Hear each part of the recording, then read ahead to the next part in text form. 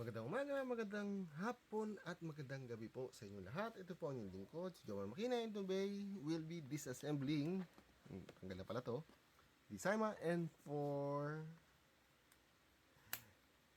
blaster. Tagal nyo naman nun, ha? At as a reference para dun sa mga tao mga gustong magbukas sa kanya, since this is more or less airsoft clone, tama? Simple lang po ang kanyang takedown. Just follow the guide po. Okay? Let's go!